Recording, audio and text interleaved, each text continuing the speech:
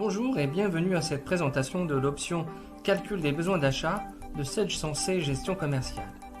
Elle s'adresse à tous les clients qui ont une activité de négoce et vient apporter une aide précieuse dans la gestion des approvisionnements. Avant de commencer la présentation, je vous propose de voir ensemble et de manière très simplifiée le principe de fonctionnement. Dans le socle standard, nous avons tout d'abord les données comme les articles, les tiers, les tarifs, etc. Le besoin va être exprimé par une commande vente.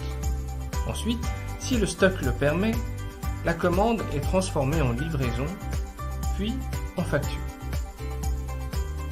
Avec l'option Calcul des besoins d'achat, le calcul des besoins, ou le calcul MRP, exploite ces informations pour faire des propositions d'achat.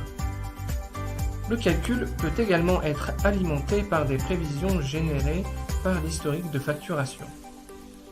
Lorsque les propositions sont validées, ça crée une commande d'achat.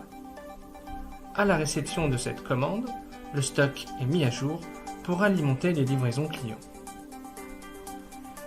Voici dans la gestion commerciale les informations dont le calcul des besoins d'achat tient compte.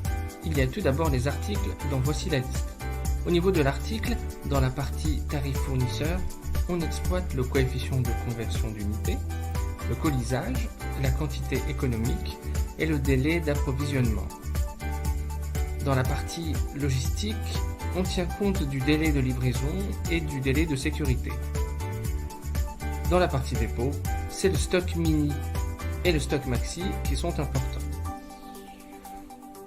Ce sont ensuite les commandes clients qui expriment le besoin, avec la liste des articles, les quantités, les dates de livraison et les dépôts. Pour finir avec les informations nécessaires au calcul des besoins d'achat, il y a les commandes d'achat en cours et bien évidemment le stock. Allons maintenant dans le module Calcul des besoins d'achat. Nous avons tout d'abord l'onglet Données, dans lequel on a une autre vision de la liste des articles. Dans l'onglet Entités, on retrouve les clients et les fournisseurs.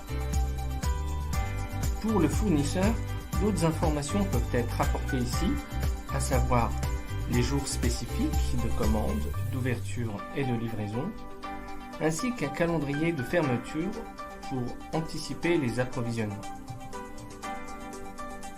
Voici enfin l'onglet principal, Calcul des besoins. Ici, il y a la possibilité de gérer des prévisions, et ceci de trois manières différentes. Premièrement, par une saisie. J'ajoute une prévision mensuelle, je sélectionne un ou plusieurs articles et je saisis les quantités par période.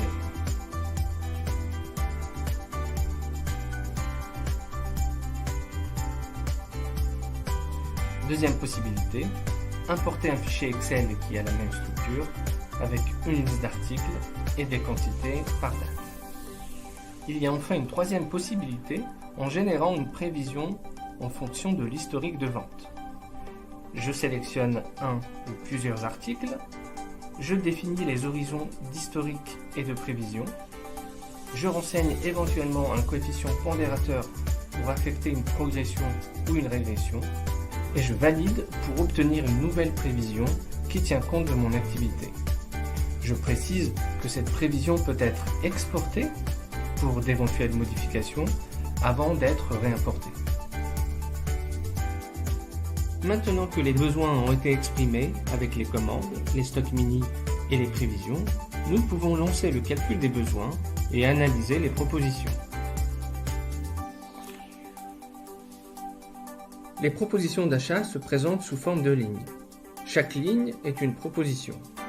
Sur cette première ligne, le calcul nous propose d'acheter chez le fournisseur Bilo l'article bague argent et d'en acheter 380.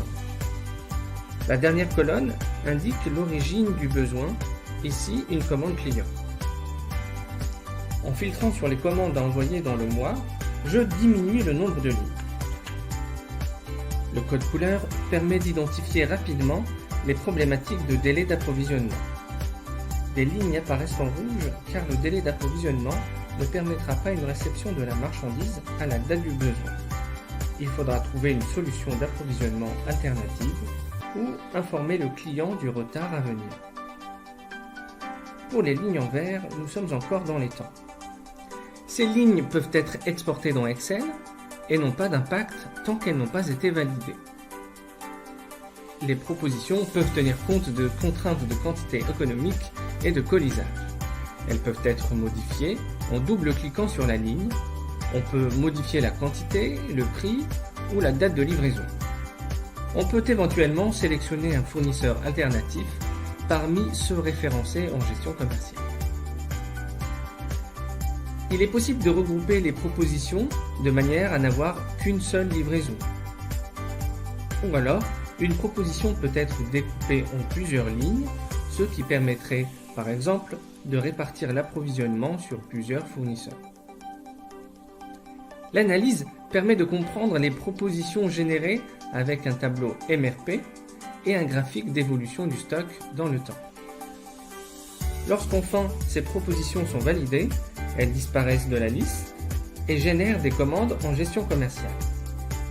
Cependant, il est possible d'activer un dernier contrôle avant de générer les bons de commande. On retrouve dans les documents en attente l'ensemble des lignes validées réparties par fournisseur telles qu'elles apparaîtront en gestion commerciale. Des modifications sont encore réalisables pour atteindre un montant minimum ou un point minimum. Pour cela, on peut modifier la quantité commandée ou ajouter un article parmi ceux référencés chez ce fournisseur. Si la commande est confirmée, un document d'achat apparaîtra en gestion commerciale. Nous retrouvons justement en gestion commerciale l'ensemble des commandes issues du module calcul des besoins d'achat. Il ne reste plus qu'à les envoyer au fournisseur et à réceptionner la marchandise. Pour résumer, avec cette option, vous avez une aide précieuse pour répondre à ces trois importantes questions. Que dois-je acheter? En quelle quantité? Et pour quand?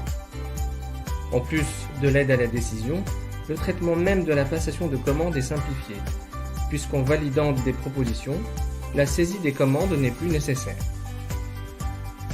Parmi les bénéfices de cette fonctionnalité, vous constaterez la baisse des coûts liés à l'excès de stock, la baisse des coûts liés au traitement des urgences, la réduction des ruptures de stock et enfin l'amélioration de la satisfaction client. Je vous remercie de votre attention et vous invite à découvrir le reste du fonctionnel et des bénéfices de Sage Sensei Gestion Commerciale dans les prochaines vidéos.